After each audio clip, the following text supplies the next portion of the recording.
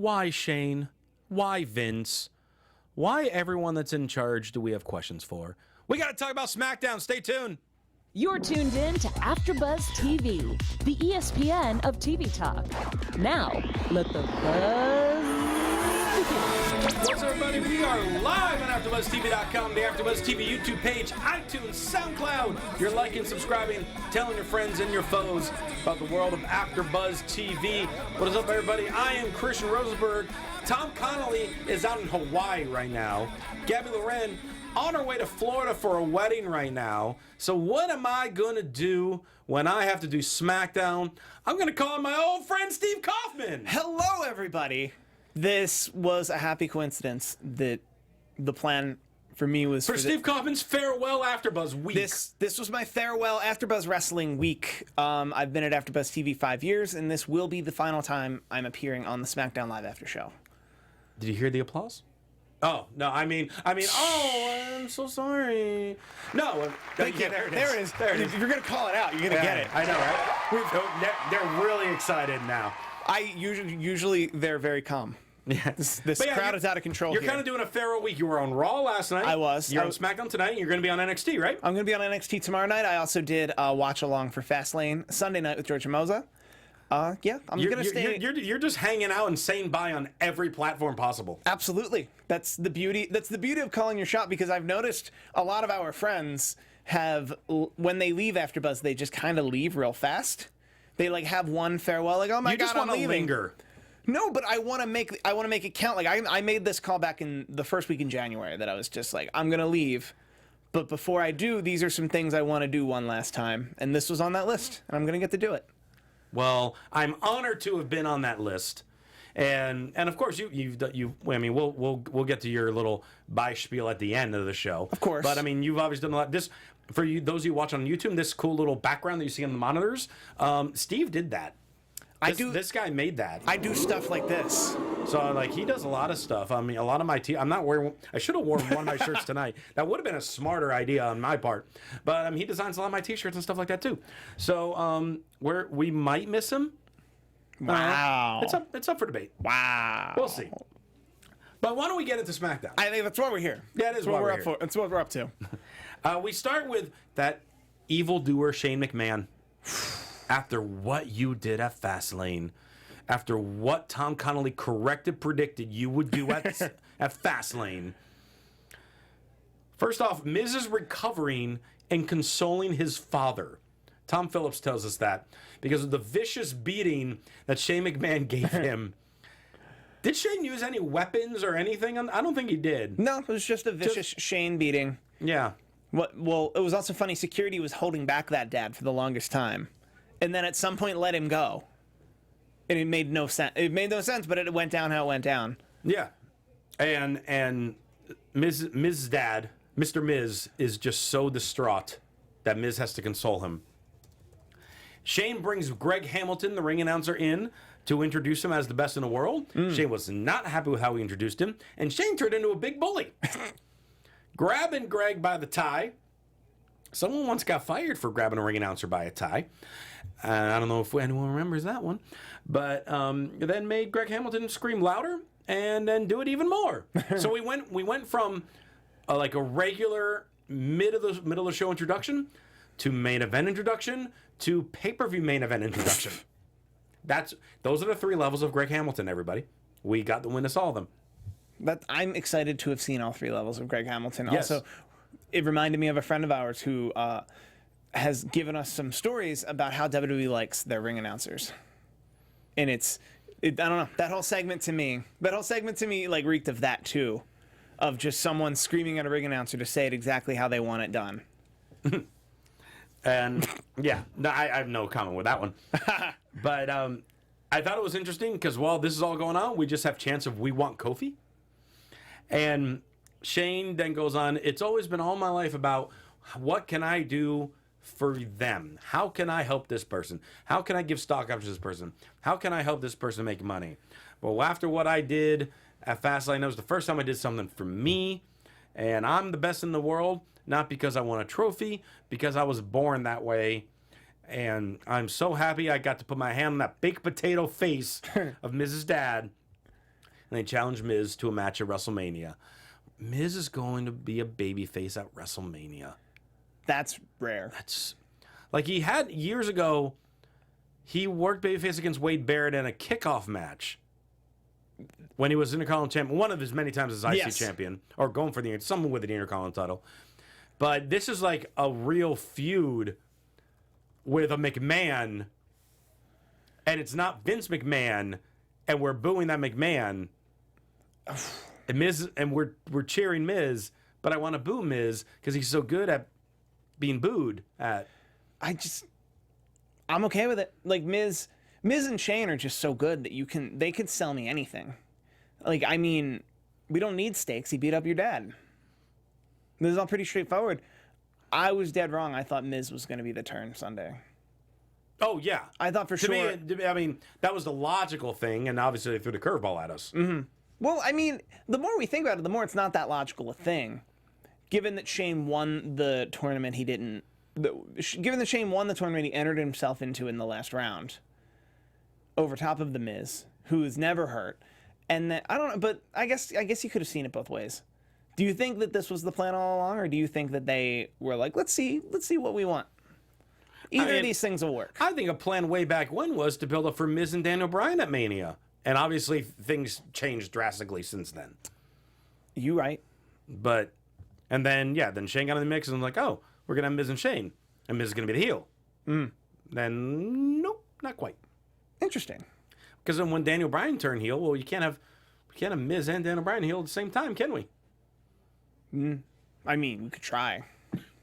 No, sorry, I'm getting over a cold as well. But I don't go on vacations. I don't take sick time. My vacation is being here every Tuesday night, chatting with all you about the world of sports entertainment. And because then we would have had no show because no one would have been here. And that would have been weird. Or I would have been here by myself taking calls. I would never do that to our listeners. Wow. It's your last show. I got to throw them all in. I appreciate that. I got to throw them all in now. That was actually on my list, too, of do a show solo. You've never done a show solo? I have. I've never done a wrestling show solo. Oh, I was it's able to do interesting. it. I'm sure it's so interesting. I've seen Johnny. Johnny was always the one I've pointed to. Where, like, I've seen him on some weeks where no one showed up for SmackDown, where he's like, oh, the phone lines are open. I've done it, not often, but I have done it with the phone lines. It's a trip. I'm sure. It's quite a trip. I did one for Suits where the phone lines weren't open, and it was an hour show, and I just talked for like 15 minutes. Yeah. Where I was like, oh, good. We did it. 8-man tag team match. We have the Hardys and Ricochet and Aleister Black versus pretty much the new League of Nations. I mean, that's Rusev, Nakamura, Cesaro, and Sheamus. I guess. Sure. I'm dying over here. It's fine. You're dying over here. We're working through it. Yeah. This was an 8-man. They're all brawling. Ref can't control anything. But then a New Day shows up and beats the hell out of everybody. That was that. So why? I understand you need that to be your main event. You need Vince McMahon to be your main event spot. But I'm very curious why we're not getting like the F everything New Day, who not only do they interrupt and beat down that whole match to a no contest, but they then go forward and say, Vince, you better come out here. We're hijacking SmackDown Live. Why didn't it just happen right then? That was my worry, and I understand. I don't quite understand, but I see why not. Yeah, and then why do you bring Aleister and Ricochet, when they're pretty much top contenders for the Raw tag titles, you bring them over just to get beat up by New Day, and then you also have the Hardys get beat up by New Day, who then in the very next segment is the Usos kind of the promo challenging said Hardy Boys. Like, if anything, maybe the Hardys helped out New Day. I mean, an unannounced 8-man tag with the two men with no brand, Aleister Black and Ricochet. The Brandless Men. That's their tag team name. The Brandless I'm okay with Men. This. I actually brought this up on Raw, and I should only mention it briefly here because it wasn't as prevalent. But I don't think people would dislike this Ricochet Aleister Black pairing so much if the plan were initially for DIY. Could you imagine? No, I think they would. Really? I do think they would. If DIY were running through, like, granted, they would have had to be faces, so they would have to ignore everything that's happened in NXT. Right. But I think if DIY were up on the main roster as a tag team, which is a thing they are, people would be more accepting of that versus Ricochet and Aleister Black. Which Not going from show to show to show. Really? I don't think so. Oh, And Alistair's so over with his entrance and everything like that.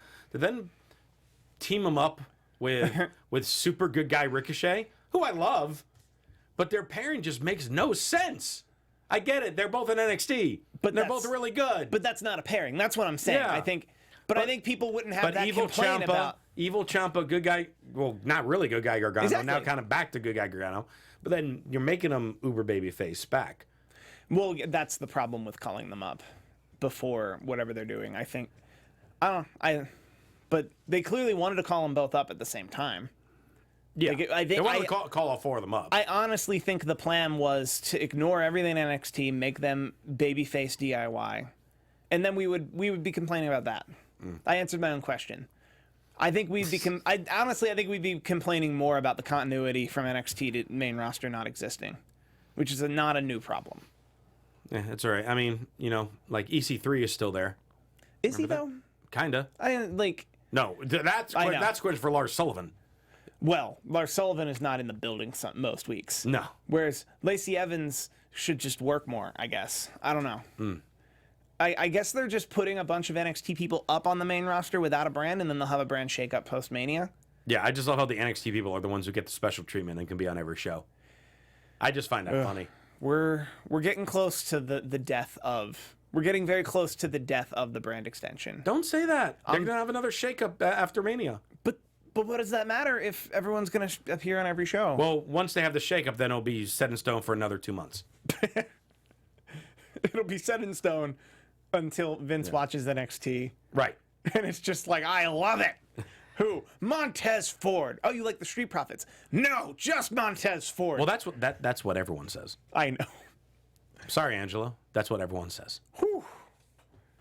Was that a hot take there? That was kind of a hot take. Oh, my bad. They are as an act. They're both equal to each other. Montez Ford is obviously the worker, and Angela, there's sizzle and steak there. Well, I think the other story that came out in all this was Usos officially challenged the Hardys, brothers versus brothers, at Mania, tag titles. Can't wait. Sure, like an actual tag team match between two tag teams, like two legit tag teams. I don't even know how to take that. That's also not on the Wikipedia yet. So no, because I don't think they made it official yet. But they called him out. The Usos called him out for it, so it's gonna happen. That's fair. I mean, it's not gonna be we call him out and then next week Hardy's being like, no, we want heavy machinery instead. I don't think that's happening. Fair. Right. The Hardys say they want heavy machinery. The Hardys say they want heavy machinery. No, we're good. We've had all the belts. Yeah, three times over. We don't need them. We haven't faced the guy with the worm yet. That Otis guy, though, we want him. The wrestling Chris Farley. Yes. Then we have a really, really interesting promo exchange between Randy Orton and AJ Styles. Randy Orton, talk about back in 2002, AJ was wrestling for $10 a night while I was here making my debut in Evolution. They call out Dixie Carter. AJ Styles comes out, talks about how you make fun of my independent pals. Well, they all surround you now. And then he names all the groups that helped Orton, not just Evolution, which everyone goes to, but Legacy, but Rated RKO, but the Wyatt family. These are the promos I love. Mm-hmm. And I know you do too, because they're calling back stories. They're calling back eras. They're calling back different timelines in these wrestlers' careers that a normal WWE superstar, a normal fan would completely forget because they move on to the next thing, the next thing, the next thing. When you bring it all back and see the full body of work that person done, yeah, you look back, wow, Randy Orton's been a 13-time champion, but yeah, Evolution helped him with the first one. Legacy helped him a couple times. Rated RKO with that time he had with Edge. He definitely, for a good chunk of his career, had the backup for it. Yeah. Where AJ Styles in WWE didn't really, but why did it take him so long? Because he was busy doing this and he was busy going doing that, and he thought it'd be cool to rip off NWO and all that or whatever. That's what Orton was implying. The tit for tat here was really, really well done. Yes. And I've been known to say this on more than one occasion that sometimes Randy Orton has a knack for not caring about what he's up to. This was the most energized Orton I've seen in a long time. Exactly. It's a matter of opponent. That he actually wants to work with AJ Styles. He actually wants to talk about this promo. He wants to talk about the difference between these two men's careers. And it actually came out like a good promo tonight. Yeah, no. And I'm more excited for this match than a good chunk of the Mania card. And a lot of people are going to for Randy Orton match. Why? Because the build, just a little exchange backstage, and this promo alone, I am sold on this match. And I think it's a really fun contrast in styles. No pun intended. Ha. No, I'm very, very excited for this match. I'm trying to think how the RKO, you would think there's a flying forearm into an RKO. Springboard 450. Really? I think they're going to go that crazy. Springboard 450 into an RKO. Yes. Y'all heard it here first. And AJ kicks out. I mean, good Lord. Yeah. And you open the show with that. They could definitely open Mania with Orton and AJ. Absolutely. You could open the show with that, but I don't know. I think Orton can win. Orton should. Oh, sure. I'm not saying an that means. on a 450 spot. That should be a. But I'm just saying, like, for the first guy in forever to kick out of an RKO. I can get down with this. Because an RKO, the guy's lying there for 10 seconds before Randy slithers over to make the cover. Or as AJ Styles calls it, a half-assed diamond cutter. Yeah, another shot. There were a lot of good shots. A lot of good shots. We also get a lot of good shots and a lot of good feedback from all you guys when you leave us comments on iTunes and YouTube and all other various forms of social media and stuff. And we want to keep making the show better and better. We're already getting Steve off of it. Wow. So I told you I'm getting the shots in. Wow. Getting them in. Oh, felt good. But Steve's going to tell you how you can help us out. I just want to say thank you all for making AfterBuzz TV the ESPN of TV talk.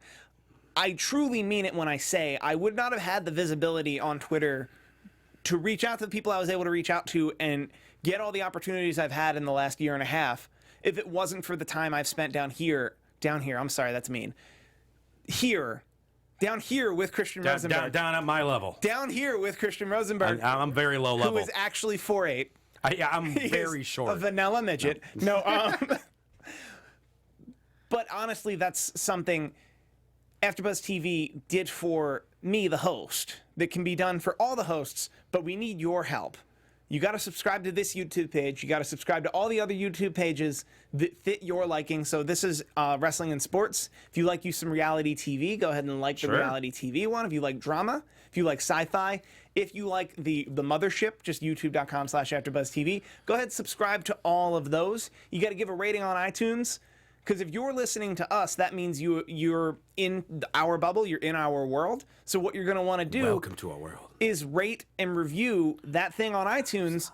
5 stars, none of the other stars work. So it actually it elevates the search terms of the thing you like, so more people can like it, so you can actually be a focal point in the chat right now. We got a bunch of people, a bunch of good folks in the chat, a bunch of the usual suspects. Yes. In the chat talking to us, and you got to leave a comment. We shout out the comments, we read the comments, and yeah, thank you for supporting good folks like myself, like Christian Rosenberg, like other examples of people. We're it. That's it. We're the ones who showed up today, so we're the examples. And we're, AfterBuzz TV, ESPN of TV talk. There it is. And then I don't think ESPN reported this news as far as, because all different media outlets get the Hall of Fame news to break out, like each one gets a different one to review. I think this one was USA Today, actually. Harlem Heat. Yep. Booker T, Stevie Ray being inducted. Here's my question with it. All right. I'm not against them being inducted because they're, to me, honestly, I put them above the Steiners as the best WCW tag team. My opinion. I know people differ on that. That's fine. Outsiders, but yeah, I still look at them more individually. You have to eliminate them as a tag team, but they did come in together. Yeah, they are tag team champions. They're in the game. We're now obviously getting to a point where we're gonna have multiple inductees on a more regular basis. I thought the big talk once DX was announced was, oh, now they're making a big deal because Ric Flair was the only 2-time Hall of Famer for so many years. Now Shawn's joining them. Oh, no, now Booker's joining them too. We're going to eventually have a thing where Bret Hart's going to get a second one. Hogan's going to get a second one with the NWO. So will Nash, so will Hall. Jimmy Hart could get a second one as well. Triple H was also known could have like 8 of them based on all different groups he was in and stuff. I'm exaggerating, but you get my point. Is this something that we should embrace of people just getting in several times? Or should they put a stop on it? First off, Ric Flair was not the first two-timer. It was the first. Or actually, no, yes, never it mind. was. Yes, he. No, I'm like, what? No, I was confusing the facts because when Ric Flair was inducted in the year he was inducted in Orlando, George Ramosa is not here to correct me. I was under the impression he was the first inductee to work the next night. Jimmy Superfly Snuka actually is the first. He would have been the second. When it comes to two-timers, Ric Flair was the only two-timer up until this upcoming. Up until this upcoming where we thought, oh, Shawn Michaels is joining him, but now Booker T is also joining him. Triple H will eventually join him. Randy Orton could eventually join him if they induct Evolution once he gets in. You can't rule out the fact that Sean Waltman might get his own induction. With his own. Could the New Age Outlaws get a separate one? Could NWO, if you honed in exactly who that is, right? Because otherwise, that can get crazy real fast. But then also Bret Hart could get one. He has one by himself. He can get one just the tag team with Anvil. He can get one with the entire Hart Foundation stable. Mm-hmm. They can do one with the Hart. Oh, did they do one for the Hart family? Oh, they did Stu. They did the whole family. The leak we saw before Degeneration X was that it was gonna be the Hart Foundation, which would have been Owen, Jim, and Davey Jimmy. and Pillman. No, that was the Hart Foundation stable. No, the leak I read the week before Degeneration X was announced was that it was just Bret Hart, Jimmy Anvil Neidhart, and Jimmy Hart. Oh. Just those three. But the big deal then would have been Bret Hart and Jimmy Hart would have become two-timers.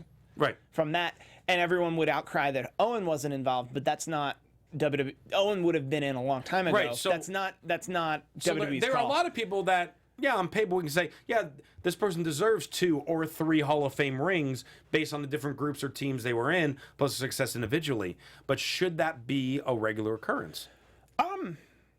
I think if they could help it, they should let this be the year where multiple two-timers become two-timers, and then next year and the year after you don't.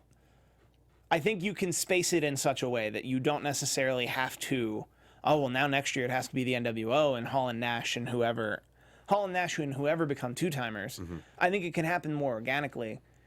Well, like how we're going to get into later in the show. I mean, you could have one day Kofi get inducted by himself, and then Kofi inducted with a New Day. Yeah.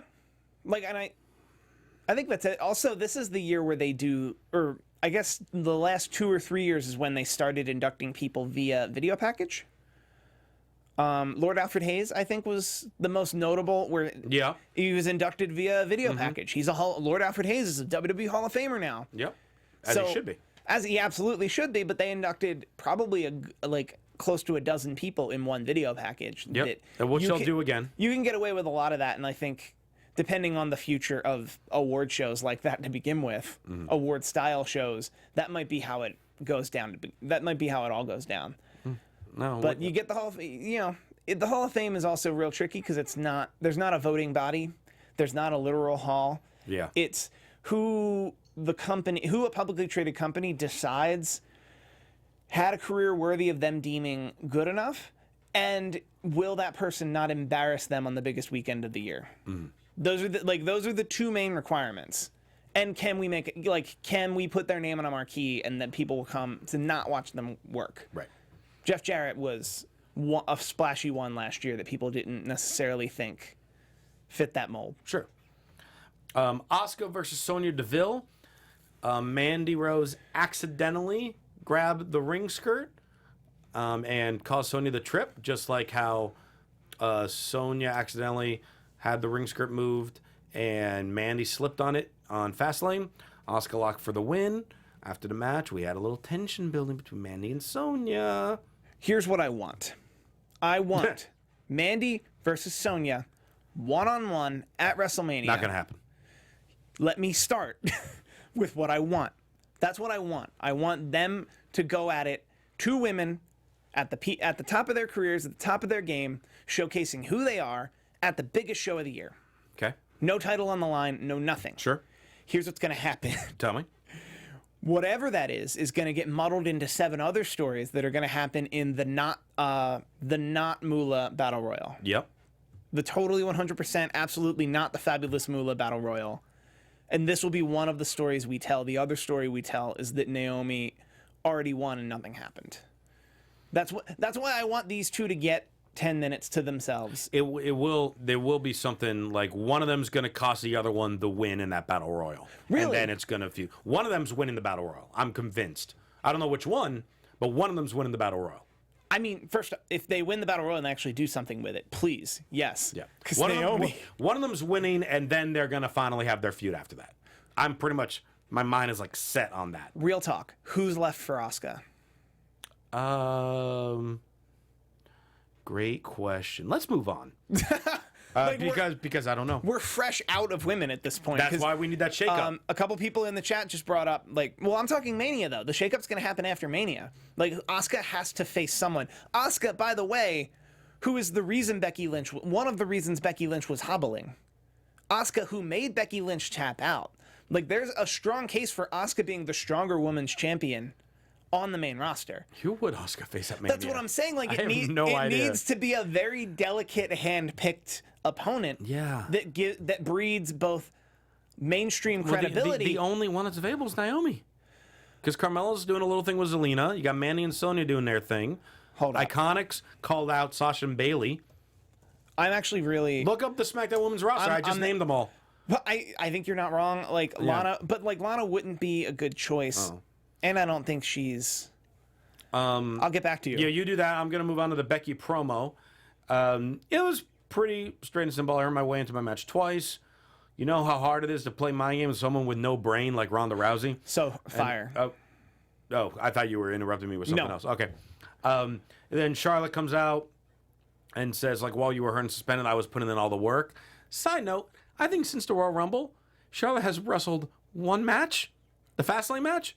She's done an impeccable job being so relevant and so prominent without actually wrestling, which you don't see that often anymore. So kudos to her, because, yeah, she has been putting all the work by making the appearances, cutting the promos. Called herself Miss WrestleMania. Becky's going to break their arms, and that was pretty much that promo. Then from there, we have tag team match, Rey Mysterio and R-Truth versus Samoa Joe and Andrade. Per lots of requests on Twitter, I present to you this week's Christian's Closet. You look so good to me. So I try to avoid looking at Twitter when I'm watching a show because we watch the West Coast feed, and obviously some people see the East Coast feed. They might be tweeting me about different things. Don't really want to get spoiled by it. But I got some tweets about, dude, Mysterio's pants, though. His pants. You got to talk about his pants in Christian's Closet. I'm thinking, like, did they rip? Like, what happened? So I'm watching, and he comes out, and I'm like, oh, he's wearing kind of like the singlet style, which he sometimes wears. Okay, that's fine. As I die. See, You'll get there. coming down the ramp.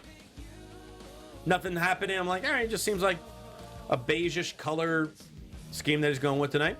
Then I see him in the ring. I'm like, oh, it looks like he's wearing a black thong on top of his gear. I thought he got an outfit idea from Asuka. I didn't understand. So it had like his 619, the question marks, Mysterio stuff, blah blah blah.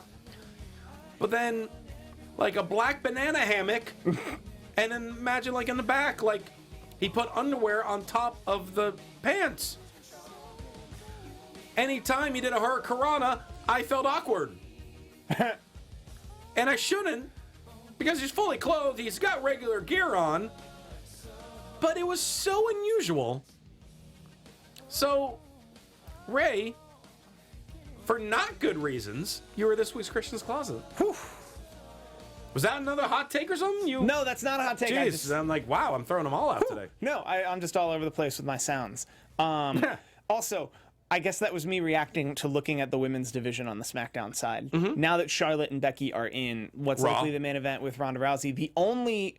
If we're eliminated, if Mandy Rose and... Sonya got their thing. Sonya, or in any way, they either wind up in the Battle Royal or they fight each other. They cancel each other. They've both lost to Asuka. The only woman left is Carmella or Zelina. She's feuding with Zelina. Or Zelina Vega. Meaning you have to go into the Raw depth, which you have Mickie James... Well, what about Naomi? Naomi's not even on this list. On SmackDown roster? Then you're not looking at the correct roster. Hold up. Anyway, I want to pull up as well. If you wanted to do a splashy brand, whatever, Mickie James would be an okay choice. Mickie James would get an amazing match out of Asuka. They've had one already. I know, but it would be credible for WrestleMania. Then you have to start getting to the call-ups, which is Bianca Belair. All right, we're not going to get into all that Rhea stuff Ripley now. or Toni Storm. We're not getting into all that now. That's a little much. If anyone gets a call-up, it's Kairi Sane. I think that's the tag match, but that's not what we're talking. Anyway, Rey Mysterio pins Samoa Joe in this match. Afterwards, Joe attacks everybody. So, are we teasing Joe Mysterio? Are we still going Mysterio Andrade?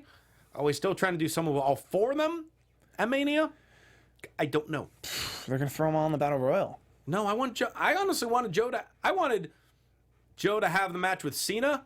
I was thinking, like, U.S. title, because he's been calling out Cena. But after Angle's announcement on Raw, I'm thinking Cena Angle will make most sense. You think? Because Cena's debut was against Angle. Ooh, I like that. And Angle's farewell will be against Cena. My splashy choice was Shawn Michaels. That he might have such a bad taste in his mouth over Crown Jewel that he might come back for... You mean like every other person on the planet? Well, yeah. But like he came out of retirement for that Crown Jewel match. So now that he's broken that seal, I think him and Kurt Angle would still tear the house down. And yeah, Naomi's not on their Superstars page. Well, something's odd going I on agree. there. Oh, no, there she is. Okay. Kevin Owens, Mustafa Ali versus Daniel Bryan and Eric Rowan. Good match. Again, we're wondering the story of what's happening with Owens and Mustafa now after they had a great triple threat match at Fastlane. Loved the triple threat match. Wish the crowd was more into it, but obviously they just really wanted Kofi so badly, and they weren't as into Mustafa Ali as they should have been, and as they will be going forward. Blind tag by Eric Rowan. He gives his, like, face palm, Von Erich claw, choke slam thing on Mustafa Ali to get the win. I'm digging. We can do David Goliath battle with Mustafa and Rowan as a nice stepping stone for Ali. Yeah. That's fine. Mustafa Ali probably in that Andre the Giant Battle Royal, though. Possibly the winner. Probably. It could go down to him and Rowan. Okay. I think that's about. I think it'd be good for Rowan to win it. We got weeks to do this. You're right. We don't have that many weeks. Well, you don't. Well, no, but I do. They only have 2 more Smackdowns. 2 or 3? Two. It was 3. It's 3 weeks, including this one. There's only 2 more SmackDown Lives until WrestleMania. I thought it was 4 weeks from Sunday. This past Sunday. Someone in the chat look at a calendar? I thought we had 3 I think more. I might have messed this up. You might have been bad with numbers. I don't know. Main event is a Vince McMahon promo. So we have Vince and we have the New Day. All the feels, guys. All the feels. Whew. So Big E and Xavier just start going off on, we do everything for you. We do every appearance. We were just in India last week. We do all this stuff for you without complaining. And Kofi deserves this chance. Vince says Kofi doesn't deserve anything. Nobody deserves anything. I don't deserve anything. I created all this. And then and Xavier's talking about, no, we're saying as far as deserve, because he's earned it based on all the time he spent beating champions while they were currently champion, etc., etc. And then Vince says, if you're worthy of being in a title match, it would have happened a long time ago. Whew. And the only way you go into the Hall of Fame is as part of New Day. Daniel Bryan said Kofi is a B+ player. Oh, we're going back to that. Seriously, like, word for word what Stephanie McMahon said about Daniel Bryan heading into WrestleMania 30. Kofi then talks about how I've been living my dream for the last 11 years. My life is blessed. I would like to think at some point I've proven that I'm worthy, but you don't see it that way. I've never gone trick-or-treating with my kids. My son lost his first tooth. I wasn't there. Like, I missed so many opportunities to do this, and I don't complain about it because I love it. And I want to know what I need to do. All of a sudden, out comes Randy Orton. Then out comes Samoa Joe. Then out comes The Bar. Then out comes Eric Rowan. And Vince says, all you got to do is beat all 5 of these guys in a gauntlet match next week, and you'll get your shot at Mania. And then they all brawl as SmackDown goes off the air. So it'll be an hour-long gauntlet match? He's going to have another hour-long gauntlet match and most likely defeat 5 guys. Or he'll get to the 5th guy and lose, and then we got to know what's going to happen. Or we'll get to the 5th guy and Daniel Bryan and it'll look like he's about to win, and then Daniel Bryan will run out. Or Run out like and the run last out. guy will be Rowan, and Daniel Bryan will get an interfere, and Rowan will beat him, or something. But yeah, it's gonna be one of those where, all right. But now you have these different items with them all. So you have Cesaro and Sheamus. They're gonna do things where Kofi beats them. With Orton, AJ Styles can get involved because he wants Kofi to win. Yeah. He wants Kofi involved. With who was the other one? With Joe, you got Mysterio. R-Truth could be confused for something, and you can pull it out. The real question is, how is it going to work with Cesaro and Sheamus? I almost feel like Cesaro and Sheamus, they will go in as a handicap match. That's what I'm thinking. I think they're going to go out first, and that Kofi's going to have to take them on up top. That you literally put the stakes. Because that's the story you tell about Cesaro and Sheamus, is that it's Kofi versus a tag team. Yeah. And then he's going to defeat one of them on his own. So that you can then build towards Samoa Joe and then some type of kerfuffle with R-Truth. Mm-hmm. Yeah, I said kerfuffle. Yeah, you did. This is my last show. It's a peachy show, sir. Pulling out all the stops with the kerfuffles. I guess AJ Styles interferes on behalf of... He could. Well, I mean, he could help with distraction because he's rooting for He's rooting for Kofi, but I'd rather everyone... Personally, what would be great is if you had a segment. You had a segment earlier in the show where all of these people were saying, come in and like, yo, I got your back, anything you need. And Kofi says, nah, I'm a win. Mm-hmm. And they either don't come out at all and he wins on his own merit, or only come out when those heels do heel things. Yeah. Like very classic that it's only until Randy Orton like starts taking off a turnbuckle that AJ Styles comes down. I'm just like, nah, man. Mm-hmm. And then Rowan, and then you either get another kerfuffle with Daniel Bryan and Rowan at the very end. Daniel Bryan, Rowan, and Kofi at the very end, or Kofi just wins, and then we have 2 weeks from that for WrestleMania. I'm sorry, my airfare is booked for April 1st. That's where my mind got confused. Well, but then my question with that is, okay, so probably like half of next week's SmackDown is going to be for this gauntlet match. So you're taking away half of a show where we really have to get these other matches set. You're not wrong. We have an idea what the matches are. We're pretty certain it's Randy Orton, AJ Styles, Just Cause. Because that's a Just Cause Randy match. Orton and AJ is going to happen. That's a Usos Just Hardys are going to happen. So, like, they established those matches this Miz week. and Shane is going to happen. R-Truth. U.S. title, we don't know. US Women's title, we don't know. Women's title, we really don't know. Unless they're going to do Mandy and Sonya triple threat. And then one of them wins, and they were One playing, of them pins the other.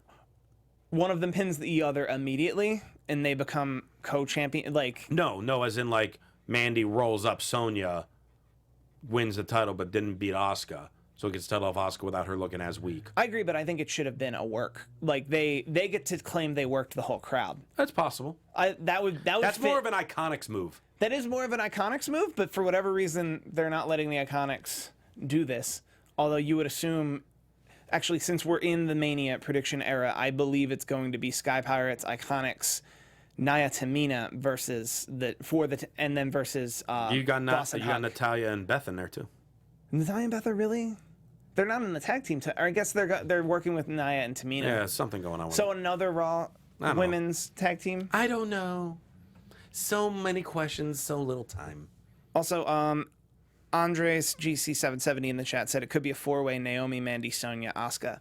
That actually feels the most. And then you throw Zelina, Carmella's business into the Battle Royal. Yeah. And then Andrade Ray, that should be a Mania. That should be its Mania one-on-one. But please be. It's not gonna. Well, we can pray. I agree. Pray, Steve. Pray with me. It's probably gonna be Joe. We turned into a very different show all of a sudden. We need a minute. We just need a 25-minute Andrade Rey Mysterio Mania Classic, guys. That's all we ask for. I'll watch it at Access. No! I would prefer it be at Mania. Do not give that at Access. How dare you? Give them the 80,000-seat stadium. I think you should set it up in the parking lot. Just give it away for free. Now you got your weird ECW mind going. Yeah, I do. Hey, I have a quick wrestling rap thing. I know Gab is not here, but I do have a wrestling rap item. So I heard about this earlier today. I don't know when it broke, but I'm ecstatic about it. And it has to do with my personal favorite musician, Eminem. Oh, okay. Apparently has made an agreement with WWE to pretty much provide the music for WWE 2K20, as well as to make an appearance on SmackDown, because WWE 2K20 comes out in October. SmackDown moves to Fox in October. Eminem going to make an appearance, maybe a performance with something on SmackDown in October. This is major mainstream. I mean, they've had other performers, obviously, and it's weird because they love Machine Gun Kelly, and Eminem rips them to shreds in rap lyrics, and now we're bringing Eminem to pretty much do the WWE 2K20 soundtrack. I cannot wait. I'm ecstatic for this. I love everything about this because I love Eminem. I love WWE. I enjoy video games. This is a wonderful, wonderful match. I agree wholeheartedly. This is a perfect mix. My only issue is, as someone who graduated high school in 2004, of course I'm going to be down with an Eminem partnership with the WWE. He just had a new album that was hugely successful that came out like 4 or 5 months ago. Okay. But my question is, from a market research standpoint, what do people who aren't my age think of Eminem? What is Eminem's brand universally among, you would imagine, like, they're trying to seek that 18 to 25 demographic now, probably a little skewed younger. What does the younger demographic think of Eminem? Yeah. I know, and it's going back and forth because it was reported by all media aspects, including Ryan Satin, but obviously then there are all the reports saying that Eminem's denied it. But it seems like, I don't think they just wanted the news to get out this early. I think it's one of those type of denials. Or they weren't done. Or they were. Or they didn't finalize. It didn't sign the last piece of paper. Like they agreed to broad strokes, and because that's how these things happen usually, is that there's a broad strokes agreement of like, you and I agree to this broad idea that we're going to work together, and now we're gonna get all our lawyers in a room and fight. But we're gonna make our lawyers fight because that's how you do it. That's what you're paying them for. So the lawyers. I want Eminem to do it. I want Eminem to let him do it. Please so the lawyers are probably in a room fighting right now, and one of them probably trying to leverage the other one to leak this information. If Eminem's denying it, I should point out I've only read these headlines. Yeah. So I have no idea. Specifically, Eminem also just hit his 5-year sobriety. It was on the front page of Reddit that he got a 5-year chip. Yes, which is more important than anything else, really. Seriously, yeah. And like I think the last 5 years of Eminem's career have been, I don't want to say stronger, like artistically, but like definitely stronger as a public figure, as a public figure that you weren't completely worried about every time you heard about them. Mm-hmm. Which there are way too many people, as someone who graduated high school in 2004, way too many of the people that... I graduated in 2001, shut up. Sorry. Too many of the... I'm old. Way too many people are from around that time. Like if Fred Durst starts trending, you get concerned. Oh, God. If Kid Rock starts trending, you get concerned. WWE Hall of Famer. Is he a 2-time Hall of Famer? No, he's not. He will never be. I will die on that hill. Kid Rock will never be a 2-time WWE Hall of Famer.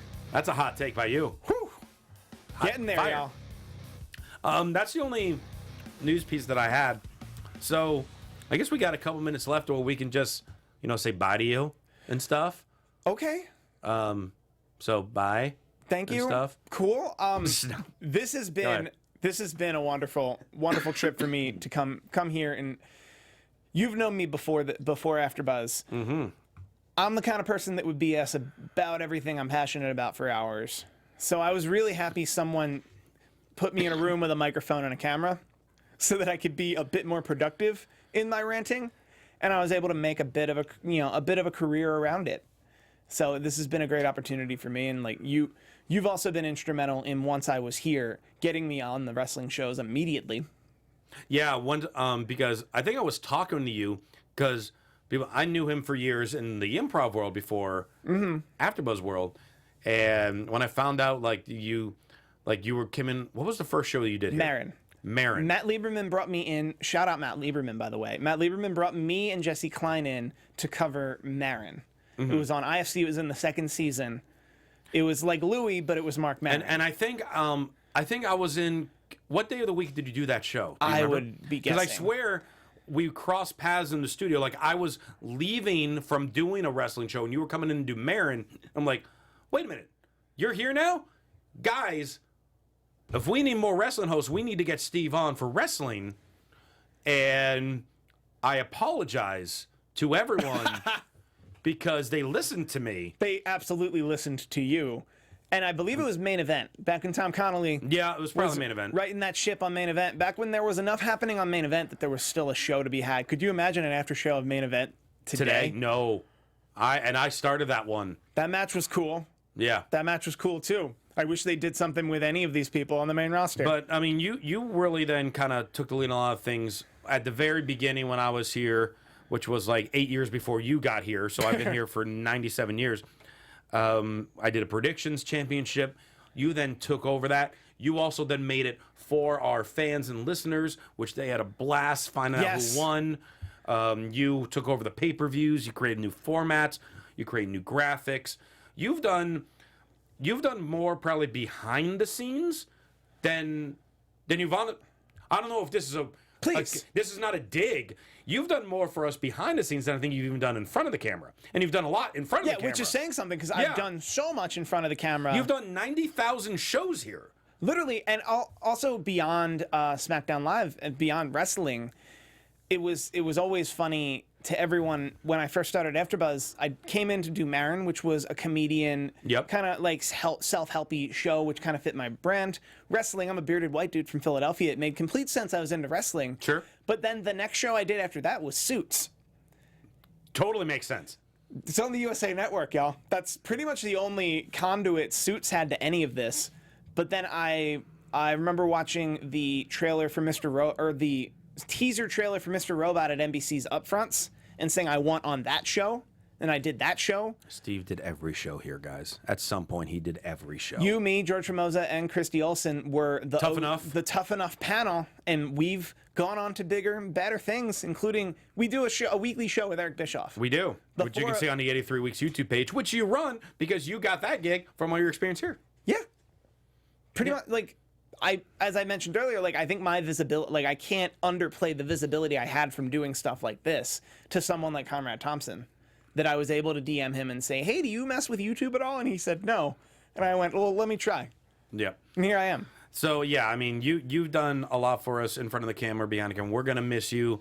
I knew you were always reliable when Gabby and Tom might have not been around. Like, I can just reach out to Steve. He'll do it. I can't do that anymore. So we might have a solo show with me at some point soon. Seriously, I mean, but there's also some ranks here. Flobo, I know, Jim. I'm kidding. There are plenty of good folks around. Yeah. Well, it'd be interesting if one day maybe I have Heel Jim on here. I don't know if the chat roll's already commented about Heel Jim. I think me going one-on-one with Heel Jim would be an interesting show. Maybe we'll get that down the line. We'll see. I try to stay positive. Apparently he doesn't. But, Steve, thank you. I'm going to be seeing you after this because we still hang out. Also, I should also point out that the 83 Week show and the X-Pac show I'm still involved in, and I'll still be doing those things. Yes, and Doug Unfunny in the chat roll, I'll break this news. Steve is not going to AEW. He has not been signed yet. They need a TV deal to afford me. You're right. I mean, they don't have a TV deal yet. Steve asked for a lot of money. So, Steve, thank you, of course, for everything. We'll, of course, miss you. Of course, though, we can see you on the 83 Weeks YouTube page and all different other media platforms. And people can still chat with you on social media. Like where? They can specifically find me on Twitter almost exclusively. I am at Steve Kaufmann. That is Kaufmann. I run a lot of your favorite YouTube pages, including youtube.com/83weeks. So if I'm tweeting the link, chances are I'm involved. So support them, and in turn, support me. And this has been a great ride, and thank you for having me. All right. And follow me on Twitter at Rosenberg, Instagram, The Rosenberg, PersonTees.com/Christian Rosenberg. Steve designed a number of those shirts that are on that site. So buy them, because then I can make money off of his work. And everybody wins. I'm all right with that. All right. Thank you so much for tuning in. For Steve Kaufmann, I'm Christian Rosenberg. We will see you later.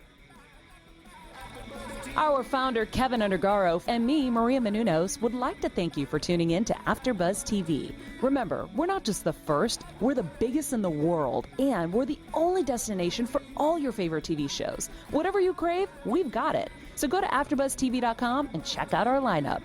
Buzz you later. The views expressed herein are those of the hosts only and do not necessarily reflect the views of AfterBuzz TV or its owners or principals.